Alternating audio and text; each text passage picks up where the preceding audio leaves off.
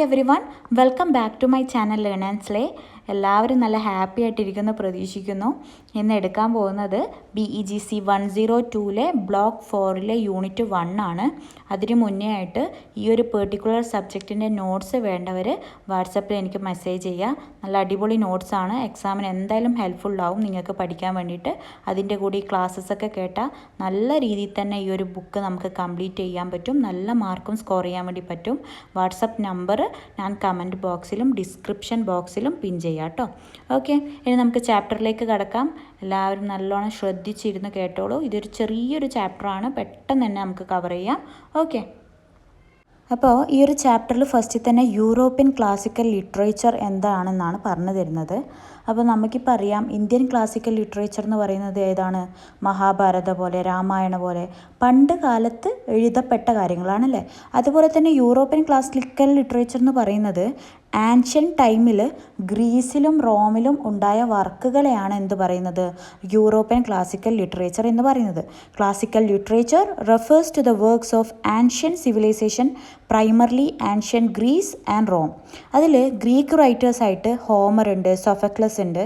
Roman റൈറ്റേഴ്സായിട്ട് ആരൊക്കെയുണ്ട്? Horace, Ovid. ഇതിൽ നമുക്ക് ഇനി ഈ ഒരു ബ്ലോക്കിൽ പഠിക്കാൻ പോകുന്നത് ഹൊറൈസിൻ്റെയും ഓവിഡിൻ്റെയും കുറച്ച് വർക്കുകളാണ്. ഇവർ ആരാണ്? റോമൻ റൈറ്റേഴ്സാണ്. ഓക്കെ, അപ്പോൾ മനസ്സിലായല്ലോ. Classical literature includes various genres like epic, lyric, tragedy, comedy, satire and pastoral. Classical ലിറ്ററേച്ചറിൽ എന്തൊക്കെയാണ് ഉൾപ്പെട്ടിട്ടുള്ളത്? വെറും പോയംസ് മാത്രമല്ല അതിൽ ഉൾപ്പെടുക, വെറും എപ്പിക്ക് മാത്രമല്ല. എപ്പിക് ഉണ്ടാവും, ലിറിക് ഉണ്ടാവും, ട്രാജഡി ഉണ്ടാവും, കോമഡി ഉണ്ടാവും, സറ്റയർ ഉണ്ടാവും, പാസ്റ്ററൽ ഉണ്ടാവും. ഇങ്ങനെ പല ജോണേഴ്സും അടങ്ങിയിട്ടുള്ള ഒരു ഇതാണ് എന്ത്? Classical literature. ഓക്കെ, അപ്പം നമുക്ക് വേറൊരു കാര്യം ഇവിടെ പറയുന്നുണ്ട് എന്ന് വെച്ചാൽ, പണ്ടത്തെ കാലത്ത് സ്റ്റുഡൻസൊക്കെ എന്താണ്? ഗ്രീക്കും ലാറ്റിനും ഗ്രീക്ക് ഭാഷയും ലാറ്റിൻ ഭാഷയും പഠിക്കാൻ വേണ്ടിയിട്ട് വളരെയധികം എന്താണ് അവരൊക്കെ അത് പഠിക്കാൻ വേണ്ടി താല്പര്യപ്പെട്ടിരുന്നു. ഓക്കെ, അതെന്തുകൊണ്ടാണ് പഠിക്കാൻ താല്പര്യപ്പെട്ടതെന്ന് വെച്ചാൽ, ഈ ഗ്രീക്കും ലാറ്റിനും ഭാഷ അറിയുന്നവർ കുറച്ച് എന്താ പറയുക, റെസ്പെക്റ്റ്ഫുള്ളാണ്. അവരെ എല്ലാവരും റെസ്പെക്റ്റോടെയാണ് കാണാറുള്ളത്. അവർ വെൽത്തി ഫാമിലിയെ ബിലോങ് ചെയ്തിട്ടാണുള്ളത്. അതുപോലെ തന്നെ ഈ ലാറ്റിൻ ലാംഗ്വേജും ഗ്രീക്ക് ലാംഗ്വേജൊക്കെ ഒരു എലൈറ്റ് എഡ്യൂക്കേഷൻ, അതായത് വളരെ എന്താ പറയുക വിലപിടിപ്പുള്ള, അല്ലെങ്കിൽ നമ്മൾ ഭയങ്കരമായിട്ട് എന്താ പറയുക റെസ്പെക്റ്റ് കൊടുക്കുന്ന ഒരു എഡ്യൂക്കേഷനായിട്ട് അന്നത്തെ കാലത്ത് കാണുമായിരുന്നു. എന്തിനെ? ഗ്രീക്കിനെയും ലാറ്റിനും ലാംഗ്വേജിനെ. ഓക്കെ, ഗ്രീക്ക് ലാംഗ്വേജിനെയും ലാറ്റിൻ ലാംഗ്വേജിനെയും. ഓക്കെ, അതിന് അടുത്തതായിട്ട് ഇവിടെ പറയുന്നത് ancient Rome, history, society and politics.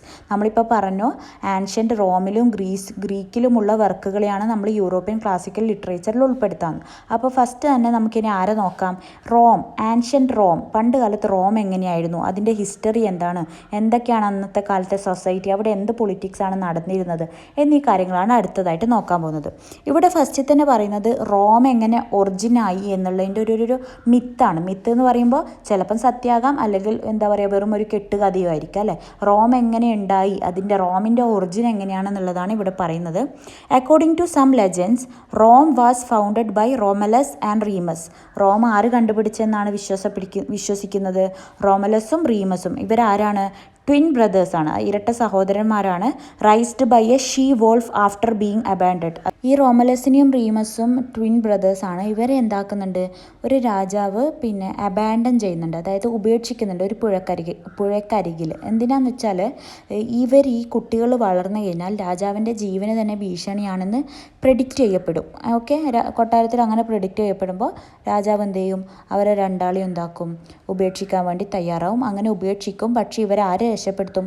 ഒരു ഷീ വോൾഫ്. ഓക്കെ, ഒരു കുറുക്കനെ പോലത്തെ നിങ്ങൾക്ക് ഗൂഗിളിൽ അടിച്ചാൽ തന്നെ കാണാൻ പറ്റും. ഷീ വോൾഫ്, റിമലസ് ആൻഡ് റീമസ് എന്ന് അടിച്ചാൽ തന്നെ ഒരു പിക്ചർ നിങ്ങൾക്ക് കാണാൻ പറ്റും. അപ്പോൾ ഈ ഷീ വോൾഫാണ് പിന്നീട് ഈ റിമലസിനെയും റീമസിനെയും എന്ത് ചെയ്യുന്നത്?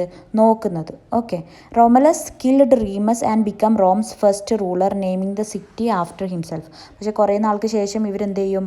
രാജാവിൻ്റെ അടുക്കലേക്ക് തന്നെ തിരിച്ചെത്തും. എന്നിട്ട് രാജാവിനെ കൊല്ലും. അതിനുശേഷം റോമലസ് എന്ത് ചെയ്യും?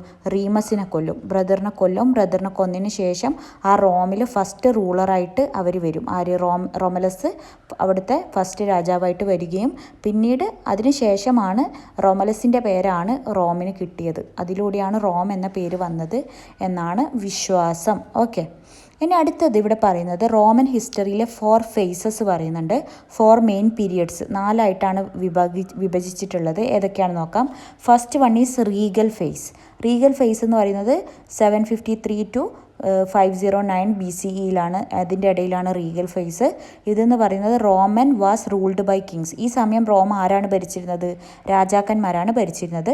സെക്കൻഡ് ഫേസിലേക്ക് പിന്നീട് റോം എത്തി. അതായത് 509 to 27 BCEയിൽ റോമൻ എന്തായി? റീഗൽ ഫേസിൽ നിന്ന് മാറിയിട്ട് റിപ്പബ്ലിക്കൻ ഫേസിലേക്ക് എത്തി. ഇവിടെ ആ സമയം എലക്റ്റഡ് ഒഫീഷ്യൽസ് ഗവേൺഡ് റോം. റോമിനെ ആരാണ് ഭരിച്ചിരുന്നത്? എലക്റ്റഡ്, അതായത് വോട്ട് ചെയ്തിട്ട് എടുക്കുന്ന ഓരോ ഒഫീഷ്യൽസ് ആയിരുന്നു റോമിനെ ഗവേൺ ചെയ്തുകൊണ്ടിരുന്നത്. പിന്നീട് third ഫേസാണ് principate face. 27 BCE to 284 CE. ഈ ഒരു സമയത്ത് പ്രിൻസിപ്പേറ്റ് ഫേസിലേക്ക് ആരെത്തി? റോം എത്തി. ഈ സമയം emperors like Augustus and Nero ruled while keeping some republican futures. ഈ പ്രിൻസിപ്പേറ്റ് ഫേസിൻ്റെ ടൈമിൽ കുറച്ചൊക്കെ റിപ്പബ്ലിക് ഫേസിൻ്റെ എന്താ പറയുക കാര്യങ്ങളൊക്കെ അതിൽ ഉൾപ്പെടുത്തിയിട്ടുണ്ട്, ഫീച്ചേഴ്സൊക്കെ ഉണ്ടെങ്കിലും ഈ സമയം അഗസ്റ്റസ്, നീറോ എന്നിങ്ങനെയുള്ള എംപറേഴ്സ് ഭരിച്ചിരുന്ന സമയമാണ് principate phase. Okay. Fourth phase is dominate phase. 284 CE onward. അതിന്ന് അങ്ങോട്ട് 284 CE അങ്ങോട്ട് എന്ത് ഫേസാണ്? ഡോമിനേറ്റ് ഫേസാണ്. ഈ സമയം റോം ബിക്കേം മോർ ഓട്ടോക്രാറ്റിക് വിത്ത് പവർഫുൾ എംപവേഴ്സ് ലൈക്ക് ഡിയോക്ലിറ്റൈൻ. അതായത് ഈ സമയമാണ് ഡിക്റ്റേറ്റർഷിപ്പ്, അതായത് ഏകാധിപത്യമൊക്കെ റോം കണ്ടിരുന്നത് ഡോമിനേറ്റ് ഫേസിലാണ്. ആ പേരിൽ തന്നെയുണ്ട് അല്ലേ, ഡോമിനേറ്റ്. Okay, dominate face. അപ്പോൾ ഈ 4 ഫേസും ഉണ്ട്. ഇത് നിങ്ങളൊന്ന് ഓർമ്മിച്ച് വെക്കണം, പഠിച്ച് വെച്ചാൽ നല്ലതാണ് എക്സാമിൻ്റെ ടൈമിൽ എഴുതാൻ. ഓക്കെ, ഇനി നമുക്ക് അടുത്ത ഭാഗം നോക്കാം. Socio cultural life in ancient Rome. Ancient റോമിൻ്റെ അന്നേരമുള്ള സോഷ്യോ കൾച്ചറൽ ലൈഫ് എന്താണെന്നാണ് നോക്കുന്നത്. ഇത്ര നേരം പറഞ്ഞത് റോമിൻ്റെ ആൻഷ്യൻ ഹിസ്റ്ററി, എങ്ങനെയാണ് റോം ഉണ്ടായതെന്നും അവിടെ ഉണ്ടായിരുന്ന ഫേസ്, എന്തൊക്കെ ഫേസിലൂടെ റോം കടന്നുപോയി എന്നുള്ളതും നമ്മൾ പറഞ്ഞു. ഇനി എന്തൊക്കെയാണ് സോഷ്യോ കൾച്ചറൽ ലൈഫ് എന്ന് നോക്കാം. Rome was built on 7 hills. റോമിന് നമുക്ക് ഒരു എന്താ പറയുക, ഒരു 7ഓളം ഹിൽസ് കാണാൻ വേണ്ടി പറ്റും. പിന്നെ അതുപോലെ തന്നെ തിയേറ്റേഴ്സ് ഉണ്ട്, ജിംനാഷ്യംസ് ഉണ്ട്, ബാത്ത്സ് ആൻഡ് ടെമ്പിൾസ് ഉണ്ട് എന്ന് പറയുന്നുണ്ട്. പിന്നെ ഒരുപാട് ആരാധനാലയങ്ങളും അതുപോലെ തന്നെ ജിംനാഷ്യംസും തിയേറ്റേഴ്സും ഒക്കെ നമുക്ക് റോമിൽ കാണാൻ വേണ്ടി പറ്റും. അതുപോലെ തന്നെ wealthy lived in luxury villas. അതായത് വളരെ പൈസയുള്ള ആൾക്കാരൊക്കെ ജീവിച്ചിരുന്നത് എവിടെയാണ്? നല്ല ആഡംബരമായിട്ടുള്ള വില്ല ഇൻ സിറ്റീസിൽ വലിയ ആഡംബരമായിട്ട് വില്ലയൊക്കെ കെട്ടിയിട്ടാണ് അവിടെയുള്ള ജനങ്ങൾ, വെൽത്തി ആയിട്ടുള്ള പീപ്പിൾ ജീവിച്ചിരുന്നത്. അതുപോലെ തന്നെ leaving their farms to slaves and managers. അവരെന്ത് ചെയ്യും? അവരുടെ ഫാം അടിമകൾക്കും പിന്നെ അതുപോലെ തന്നെ അവരുടെ മാനേജേഴ്സിനും വിട്ടുകൊടുത്തുകൊണ്ട്, അതായത് അവരവിടെ നോക്കി നടത്തിക്കൊള്ളണം, ഇവരെവിടെ ജീവിക്കും? നല്ല ലക്ഷറി വില്ലയിൽ ഇങ്ങനെ ജീവിക്കും. Slavery was common. ആ സമയം അടിമത്തം ഉണ്ടായിട്ടുണ്ട്, അത് നമുക്കറിയാം. നമ്മൾ കഴിഞ്ഞ ചാപ്റ്ററിൽ പോർട്ട് ഓഫ് കോൾഡിൽ തന്നെ കണ്ടു. സ്ലേവറി എന്ന് പറയുന്നത് വളരെ ഇമ്പോർട്ടൻറ്റ് ഫാക്ടറാണ് അല്ലേ റോമനിൽ. അപ്പോൾ slavery was common with about 25% of the population being slaves. അവിടുത്തെ സമയത്ത് ആ പോപ്പുലേഷനിൽ 25% അടിമകളായിരുന്നു.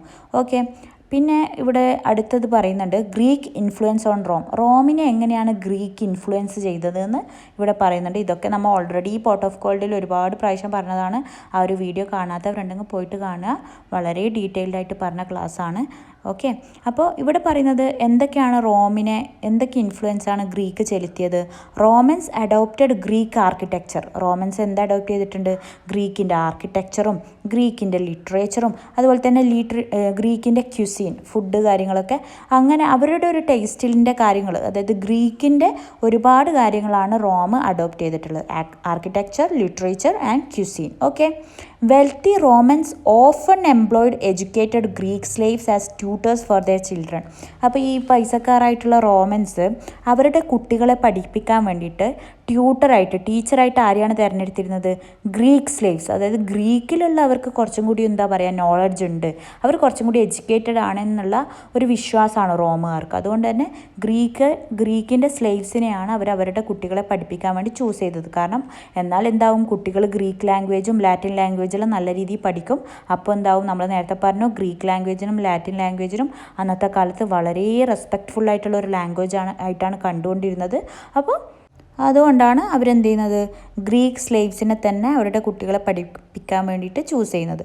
പിന്നെ അതുപോലെ തന്നെ the Roman arch and dome in architecture were inspired by Greek designs. അതായത് റോമിൽ കണ്ടുകൊണ്ടിരിക്കുന്ന പല ആർക്കിടെക്ചർ കാര്യങ്ങളും, ഇപ്പോൾ ഡോം പോലെ, ആർക്ക് പോലെ, അങ്ങനെ ഒരുപാട് ആർക്കിടെക്ചർ കാര്യങ്ങളും ആരുമായിട്ട് ഇൻസ്പയർ ചെയ്തതാണ്, ഗ്രീക്കിലെ ഡിസൈൻസിനോ ഇൻസ്പിറേഷനിലൂടെ കൊണ്ടുവന്ന ഡിസൈൻസാണ് റോമിലെ പല ആർക്കിടെക്ചർ കാര്യങ്ങളും നമുക്കിപ്പോൾ കാണാൻ പറ്റുന്നത്. ഓക്കെ, അപ്പോൾ ഇത്രയൊക്കെയാണ് ഇൻഫ്ലുവൻസ് ഗ്രീക്ക് റോമിൽ ചെലുത്തിയിരിക്കുന്നതെന്നും നമുക്ക് പറയാൻ വേണ്ടി പറ്റും. ഇനി അടുത്ത് നമുക്ക് നോക്കാം socio literary history of ancient Rome. അപ്പോൾ നമ്മളിപ്പം പറഞ്ഞത് എന്തൊക്കെയാണ്, റോമിൻ്റെ ഒരു cultural life, socio cultural life പറഞ്ഞു. ഇനി അടുത്ത് പറയുന്നത് സോഷ്യോ ലിറ്റററി ഹിസ്റ്ററി, അതായത് അവരുടെ അന്നത്തെ സമയത്തുള്ള സാഹിത്യങ്ങൾ എന്തൊക്കെയാണ്, പുസ്തകങ്ങൾ, എഴുത്തും കാര്യങ്ങളൊക്കെയാണ് ഇനി പറയാൻ പോകുന്നത്. എഡ്യൂക്കേഷൻ എന്ന് പറയുമ്പോൾ boys were trained for citizenship and military service. റോമിൽ അധിക ആൾക്കാരും അധിക പുരുഷന്മാരും എന്തിനു വേണ്ടി ട്രെയിൻ ചെയ്യപ്പെട്ടു, മിലിറ്ററി സർവീസിലേക്ക് എത്താൻ വേണ്ടിയിട്ടാണ് ട്രെയിൻ ചെയ്യപ്പെട്ടിരുന്നത്. പിന്നെ അതുപോലെ തന്നെ സ്ത്രീകൾ എന്തൊക്കെയാണ് പഠിച്ചിരുന്നതെന്ന് വെച്ചാൽ സൂയിങ്, അതായത് സൂയിങ് എന്ന് പറഞ്ഞാൽ അറിയാമല്ലോ, സ്റ്റിച്ചിങ്, അതുപോലെ തന്നെ വീവിങ്, അതൊക്കെയാണ് അവരുടെ അമ്മമാരിൽ നിന്നും പെൺകുട്ടികൾ പഠിക്കാൻ തുടങ്ങി. ബോയ്സ് എന്ത് പഠിക്കാൻ തുടങ്ങി, മിലിറ്ററി സർവീസിലേക്ക് എത്താൻ വേണ്ടിയിട്ടുള്ള കാര്യങ്ങൾ ട്രെയിൻ ചെയ്യാനും വേണ്ടി തുടങ്ങി. അതുപോലെ തന്നെ formal schools existed by 200 BCE. അതായത് സ്കൂൾ എന്ന് പറഞ്ഞിട്ടൊരു എന്താ പറയുക, സ്കൂളിൻ്റെ രൂപത്തിലേക്ക് പഠനം എത്തിത്തുടങ്ങിയത് 200 BCEയിലാണ്. അവിടെ എന്തൊക്കെയാണ് പഠിപ്പിച്ചിരുന്നത്, Latin, Greek, grammar and oratory, ഇങ്ങനെയുള്ള കാര്യങ്ങളാണ് സ്കൂളിൽ പഠിപ്പിച്ചിരുന്നത്. സ്കൂൾ എപ്പോഴാണ് ഫോം ആയത്, ഒരു 200 BCEയിലാണ് സ്കൂള് അവിടെ ഫോം ആയത്. അതുപോലെ തന്നെ ലാംഗ്വേജിൻ്റെ കാര്യം പറയുകയാണെങ്കിൽ Latin was the main language എന്ന് പറയുമ്പോൾ ലാറ്റിൻ ആണ് ഏറ്റവും കൂടുതൽ ഇമ്പോർട്ടൻസ് കൊടുക്കുന്നത്. അതുപോലെ തന്നെ classical Latin was used in literature. അന്നത്തെ സമയത്ത് എല്ലാ ലിറ്ററേച്ചറിലും നമുക്ക് കാണാൻ പറ്റുന്ന ലാംഗ്വേജ് ഏതാണ്, ക്ലാസിക്കൽ ലാറ്റിൻ ആണ്. While common people spoke vulgar Latin which later evolved in to languages like French, Spanish and Italian. അപ്പോൾ അവിടെയുള്ള സാധാരണക്കാർ അന്നേരം ഉപയോഗിച്ചിരുന്നത് വൾഗർ ലാറ്റിൻ ആയിരുന്നു. പിന്നീട് ആ ലാംഗ്വേജ് എന്തിലേക്ക് മാറി, സ്പാനിഷ്, ഫ്രഞ്ച്, ഇറ്റാലിയൻ പോലെയുള്ള ലാംഗ്വേജിലേക്ക് ഇവോൾവ് ആയി വന്നു.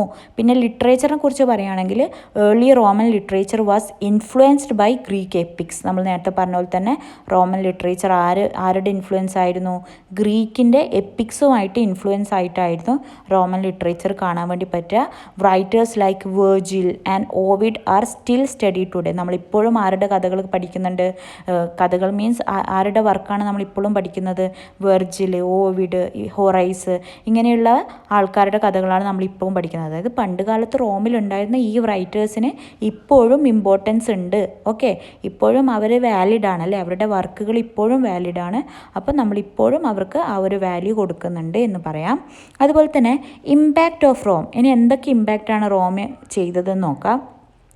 Roman culture influenced Europe in law, science, religion and architecture. Roman culture എന്തിനെ ഇൻഫ്ലുവൻസ് ചെയ്തിട്ടുണ്ട്, യൂറോപ്പിനെ ഇൻഫ്ലുവൻസ് ചെയ്തിട്ടുണ്ട്. എന്തിലൊക്കെ, ലോയിലും സയൻസിലും പിന്നെ റിലീജിയൻ, മതത്തിലായാലും ആർക്കിടെക്ചറിലായാലും ഒക്കെ റോമൻ കൾച്ചർ യൂറോപ്പിനെ ഇൻഫ്ലുവൻസ് ചെയ്തിട്ടുണ്ട്. അതുപോലെ തന്നെ by 380 CE Christianity became the official religion of the Roman empire. അപ്പോൾ 380 CEയിലേക്ക് എത്തിയപ്പോൾ റോമിൽ എന്ത് കാര്യം കൂടുതലായിട്ട് വന്നു, ക്രിസ്ത്യാനിറ്റി ഒരു ഒഫീഷ്യൽ റിലീജിയൻ ആയിട്ട് വന്നു. എല്ലാവരും ആ ഒരു മതത്തിനെ ഫോളോ ചെയ്യാൻ വേണ്ടി തുടങ്ങി, ക്രിസ്ത്യാനിറ്റിയെ ഫോളോ ചെയ്യാൻ വേണ്ടി തുടങ്ങി എന്ന് പറയാം. The family structure centered around the pater familias, the male head of the family who had absolute authority over everyone including slaves. അതായത് ഫാമിലി സ്ട്രക്ചറിൽ ഏറ്റവും കൂടുതൽ ആർക്കാണ് വാല്യൂ കൊടുത്തിരുന്നത്, ആണുങ്ങൾക്ക് അല്ലേ, മെന്നിനാണ് വാല്യൂ കൊടുത്തിരുന്നത്. അവരാണ് ഫാമിലിയെ ഹെഡ് ചെയ്യുക. അതുപോലെ തന്നെ അവർക്കാണ് എല്ലാ അതോറിറ്റിയും ഉള്ളത്. അതായത് അടിമകളുടെ മേലയിലായാലും ആ വീട്ടിലുള്ളവരുടെ മേലയിലായാലും എല്ലാവരുടെയും മേലെ ആർക്കാണ് അതോറിറ്റി, മെന്നിനായിരുന്നു. ഓക്കെ, അപ്പോൾ ഇത്രയാണ് ഇവിടെ കാര്യമായിട്ട് പറയുന്നത്. ഇനി അടുത്തതായിട്ട് നമുക്ക് നോക്കാം ലിറ്റററി ട്രഡീഷൻസിൻ്റെ ആൻഷ്യൻ റോം. ഓക്കെ, അപ്പോൾ റോമൻ ലിറ്ററേച്ചർ എപ്പോഴാണ് ഫ്ലറിഷ് ആവുന്നത്, over A span of about 2 centuries, ഒരു 2 centuries ഒക്കെ കഴിയുമ്പോൾ 100 BCE to 100 CE ആ ഒരു ടൈമിലാണ് റോമൻ ലിറ്ററേച്ചർ ഫ്ലറിഷ് ആവുന്നത്. During which many famous writers emerged. ഈ സമയത്താണ് ഒരുപാട് നല്ല നല്ല റൈറ്റേഴ്സ് എമേജ്ഡ് ആയത്, മുന്നോട്ട് വരാൻ തുടങ്ങിയത്. This period includes the end of the Roman republic and the rise of the empire under Augustus. Augustus. അപ്പോൾ ഈ ഒരു പീരീഡ് എന്ന് പറയുന്നത് റോമൻ റിപ്പബ്ലിക് എൻഡായിട്ട് പ്രിൻസിപ്പേറ്റ് ഫേസിലേക്ക് എത്തി. അതായത് അഗസ്റ്റസ് ഒക്കെ എംപയറായിട്ട് വരുന്ന ഒരു ടൈമിലാണ് റോമൻ ലിറ്ററേച്ചറിൽ ഒരുപാട് ഫേമസ് റൈറ്റേഴ്സ് വന്നു തുടങ്ങിയത്. ആ ഒരു ടൈം വന്ന ഓതേഴ്സാണ് സിസേറോ, ഹൊറൈസ്, വെർജിൽ, ഓവിഡ്, അങ്ങനെ ഒരുപാട് ആൾക്കാർ, വളരെ വാല്യൂ ഉള്ള അല്ലെങ്കിൽ റെസ്പെക്റ്റഡ് ആയിട്ടുള്ള ഒരുപാട് ഓതേഴ്സ് ആ ഒരു ടൈമാണ് വന്നത്. However Roman literary activity began much earlier around 240 BCE when Rome started adapting Greek culture and literature into Latin. Roman literary ഒരുപാട് മുന്നേ തുടങ്ങിയെങ്കിലും അത് ഫ്ലറിഷ് ആയത് എപ്പോഴാണ്? ഈ അഗസ്റ്റസും എംപറായി വന്നപ്പോൾ, അതായത് പ്രിൻസിപ്പേറ്റ് ഫേസിലേക്ക് എത്തിയപ്പോൾ മുതലാണ് എന്ന് നമുക്ക് പറയാം. Plays, epics and other genres were performed often inspired by Greek tradition. അപ്പോൾ പണ്ട് 240 BCE മുതൽ തന്നെ റോമിൽ ഒരുപാട് ലിറ്റററി ആക്ടിവിറ്റി നടന്നിട്ടുണ്ട്. അവരെന്ത് ചെയ്തിട്ടുണ്ട്? ഗ്രീക്കിൻ്റെ കൾച്ചറൊക്കെ അഡാപ്റ്റ് ചെയ്തിട്ട് ഒരുപാട് ലിറ്ററേച്ചർ വർക്കും പ്ലേയും എപ്പിക്കും അതുപോലെ തന്നെ ഒരുപാട് പലതരം ജോണേഴ്സ് അവിടെ പെർഫോം ചെയ്യപ്പെട്ടിട്ടുണ്ട്. ഗ്രീക്ക് ട്രഡീഷനെ ഇൻസ്പയർ ആയിക്കൊണ്ട് റോമിൽ ഒരുപാട് വർക്കുകൾ ഉണ്ടായിട്ടുണ്ടെങ്കിൽ പോലും ഈ ഒരു അഗസ്റ്റസ് ഒക്കെ എംപററായി വന്ന ടൈമിലാണ് റോമൻ ലിറ്ററേച്ചർ കൂടുതൽ ഫ്ലറിഷ് ആയത് എന്ന് നമുക്ക് പറയാൻ വേണ്ടി പറ്റും. അപ്പോൾ നമുക്ക് ഏർലി റോമൻ ലിറ്ററേച്ചർ എന്താണെന്ന് നോക്കാം. പണ്ടത്തെ കാലത്ത് ഫസ്റ്റ് എങ്ങനെയായിരുന്നു റോമൻ ലിറ്ററേച്ചർ എന്ന് നോക്കാം. ഇവിടെ പറയുന്നത് ലീവിയസ് ആൻഡ്രോണിക്കസ്. ആളെ ഓർമ്മയുണ്ടോ? ഈ ആളെ പേര് എവിടെയെങ്കിലും കേട്ട ഓർമ്മയുണ്ടോ? ലീവിയസ് ആൻഡ്രോണിക്കസ്. അത് നമ്മൾ ബ്ലോക്ക് 3 പോർട്ട് ഓഫ് ഗോൾഡിൻ്റെ ആ ഒരു ബ്ലോക്കിൽ പഠിച്ച ആളാണല്ലേ.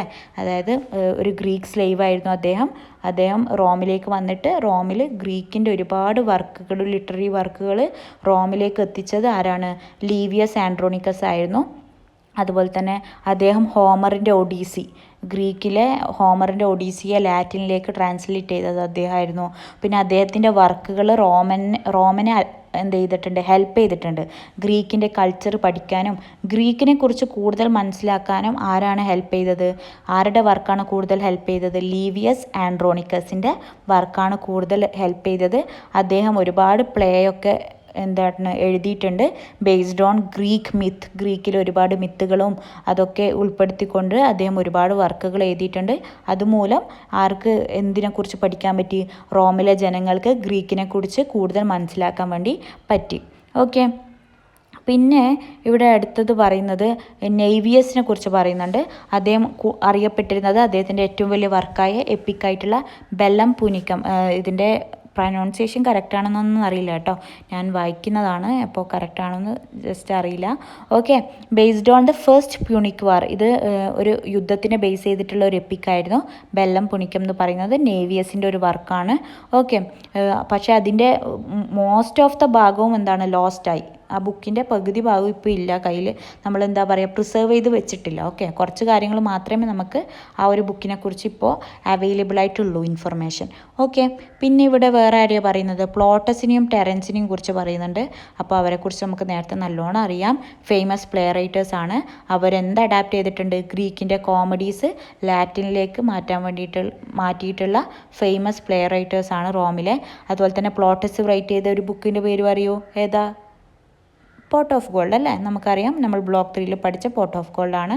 പിന്നെ ടെറൻസ് എന്ന് പറയുന്നത് focused on family and social issues. അദ്ദേഹം കൂടുതൽ ഫോക്കസ് കൊടുത്തത് ഫാമിലി ഇഷ്യൂസിനും സോഷ്യൽ ഇഷ്യൂസിനൊക്കെയാണ്. സച്ച് ആസ് പാരൻറ്റിങ്ങിനെ കുറിച്ചൊക്കെയാണ് അദ്ദേഹം എഴുതിയിട്ടുള്ളത്. അദ്ദേഹത്തിൻ്റെ ഒരു പ്ലേ ആണ് ദ ബ്രദേഴ്സ് എന്നുള്ളൊരു പ്ലേ ഉണ്ട്. അതിൽ അദ്ദേഹം പാരൻറ്റിങ്ങും അങ്ങനെയുള്ള സോഷ്യൽ ആൻഡ് ഫാമിലി ഇഷ്യൂസിനെ ഫോക്കസ് ചെയ്തിട്ടായിരുന്നു ടെറൻസിൻ്റെ വർക്ക്.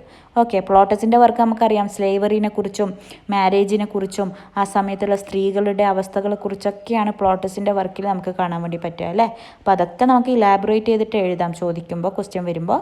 ഇനി അടുത്തത് എന്തൊക്കെ കീ ഫിഗേഴ്സ് ആരൊക്കെയാണെന്ന് നോക്കാം. റോമൻ ലിറ്ററേച്ചറിലെ കീ ഫിഗേഴ്സ് ആരൊക്കെയാണെന്ന് നോക്കാം.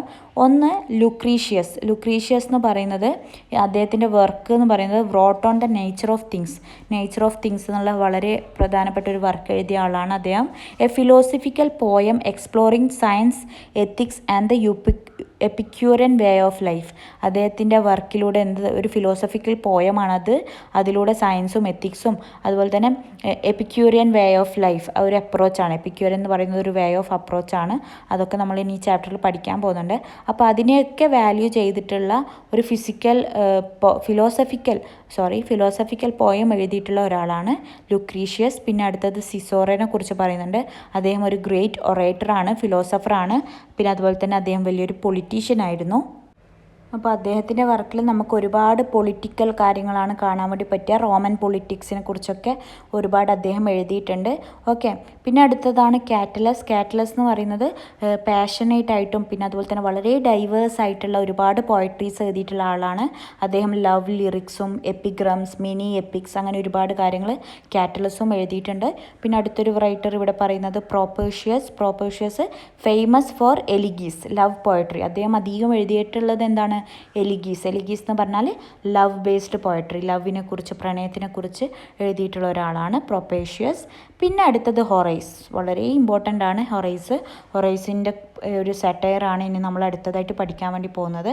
അപ്പോൾ ഹൊറൈസിനെ കുറിച്ച് പറയുകയാണെങ്കിൽ വൺ ഓഫ് ദ റോംസ് ഗ്രേറ്റസ്റ്റ് പോയറ്റാണ് അദ്ദേഹം. അതുപോലെ തന്നെ നോൺ ഫോർ ഹിസ് സറ്റയർ, അദ്ദേഹത്തിൻ്റെ ഏറ്റവും ഇമ്പോർട്ടൻ്റ് ആയിട്ടുള്ള അറിയപ്പെട്ട വർക്കുകൾ എന്താണ്? സറ്റയേഴ്സ് ആണ്. എപ്പിസ്റ്റൽസ് ആൻഡ് ഒഡസ് എന്ന് പറഞ്ഞിട്ടുള്ള വേറൊരു വർക്കും അദ്ദേഹത്തിൻ്റെ ഇമ്പോർട്ടൻ്റ് ആയിട്ടുള്ള വർക്കുകളാണ്. His poetry reflects his personal experience. അപ്പോൾ അദ്ദേഹത്തിൻ്റെ പോയട്രിയിൽ നമുക്ക് എന്താണ് കാണാൻ വേണ്ടി പറ്റുക? പേഴ്സണൽ എക്സ്പീരിയൻസ്, അദ്ദേഹത്തിൻ്റെ എന്താ പറയുക, സ്വന്തമായിട്ടുള്ള അനുഭവങ്ങൾ and the political changes of Augustus reign. അപ്പോൾ അദ്ദേഹം വന്നത് ഏത് ടൈമാണ്? അഗസ്റ്റസിൻ്റെ ടൈം, അതായത് പ്രിൻസിപ്പേറ്റ് ഫേസിലാണ് അല്ലേ? പ്രിൻസിപ്പേറ്റ് ഫേസിലാണ് അദ്ദേഹം വന്നത്, ഹൊറൈസ്. അപ്പോൾ അദ്ദേഹത്തിൻ്റെ വർക്കുകളിലെല്ലാം പേഴ്സണൽ എക്സ്പീരിയൻസും അതുപോലെ തന്നെ അഗസ്റ്റസിൻ്റെ റെയിൻ, അദ്ദേഹം എങ്ങനെയാണ് ഭരിച്ചിരുന്നത് എന്നൊക്കെ നമുക്ക് അദ്ദേഹത്തിൻ്റെ വർക്കുകളിലൂടെ കാണാൻ വേണ്ടി പറ്റും. പിന്നെ അടുത്തൊരു റൈറ്ററാണ് വേർജിൽ എന്ന് പറയുന്നത് ഒരു നാഷണൽ പോയറ്റാണ്, റോമിലെ നാഷണൽ പോയറ്റാണ്. അദ്ദേഹത്തിൻ്റെ famous work the Aeneid, and epic about Rome's origin and ഓഗസ്റ്റസിൻ്റെ റൂൾ. അദ്ദേഹം എങ്ങനെയാണ്, അഗസ്റ്റസ് എന്ന എംപറർ എങ്ങനെയാണ് റോമിനെ ഭരിച്ചിരുന്നതെന്നും അതുപോലെ തന്നെ റോമിൻ്റെ ഒറിജിൻ, റോം എങ്ങനെയാണ് ഉണ്ടായതെന്നൊക്കെ നമുക്ക് ആരുടെ വർക്കിൽ നിന്ന് കാണാൻ പറ്റും? വേർജിലിൻ്റെ വർക്കിലൂടെ കാണാൻ വേണ്ടി പറ്റും. അദ്ദേഹം ഒരുപാട് പാസ്റ്ററൽ പോയംസ് ഫീച്ചറിങ് ഷെപ്യാർഡ്സിനെ ബേസ് ചെയ്തിട്ടുള്ള ഒരുപാട് പാസ്റ്ററൽ പോയംസ് എഴുതിയിട്ടുണ്ട്. അതുപോലെ തന്നെ എക്ലോഗ്യൂസ് എന്നാണ് അതിൻ്റെ പേര്. അതൊന്നും ഇമ്പോർട്ടൻ്റ് അല്ല, ഞാൻ ജസ്റ്റ് ഒരു ഇൻഫർമേഷൻ പറയുന്ന പോലെ പറഞ്ഞിരുന്നതാണ്. പിന്നെ ജോർജിക്സ് എന്ന് പറയുന്നത് poems on agriculture and rural life. അദ്ദേഹം അഗ്രികൾച്ചറിനും റൂറൽ ലൈഫിനെയൊക്കെ ബേസ് ചെയ്തിട്ട് എഴുതിയിട്ടുള്ള വേറൊരു പോയമാണ് ജോർജിക്സ്. എന്നിങ്ങനെയുള്ള വർക്കുകളാണ് അദ്ദേഹത്തിൻ്റെ ഫേമസ് വർക്ക്. ആരുടേത്? വെർജിലിൻ്റെ. ഓക്കെ, പിന്നെ അടുത്തതാണ് ഓവിഡ് അടുത്ത പ്രധാനപ്പെട്ട ആളാണ്. എന്താണ് അദ്ദേഹത്തിൻ്റെ ഒരു മെറ്റമോർഫസിസ് നമുക്കിതിൽ പഠിക്കാനുണ്ട്. അപ്പോൾ അദ്ദേഹം മാസ്റ്റർ ഓഫ് മിത്തോളജിക്കൽ പോയട്രിയാണ്. മിത്തോളജിക്കൽ പോയട്രിൻ്റെ മാസ്റ്ററായിട്ട് അറിയപ്പെടുന്നു. അദ്ദേഹത്തിൻ്റെ ഫേമസ് വർക്ക് മെറ്റമോർഫോസിസ് 12,000 ലൈൻ എപ്പിക്കാണ്, അതായത് 12,000 ലൈനുള്ളൊരു എപ്പിക്കാണ്. എബൌട്ട് ട്രാൻസ്ഫോർമേഷൻസ് ഇൻ മിത്തോളജി എങ്ങനെയൊക്കെ ട്രാൻസ്ഫോം ആയി എന്ന് പറയുന്ന ഒരു എപ്പിക്കാണ് മെറ്റമോർഫിസ്. ഇത് നമ്മൾ ഡീറ്റെയിൽ ആയിട്ട് ഇനി പഠിക്കും.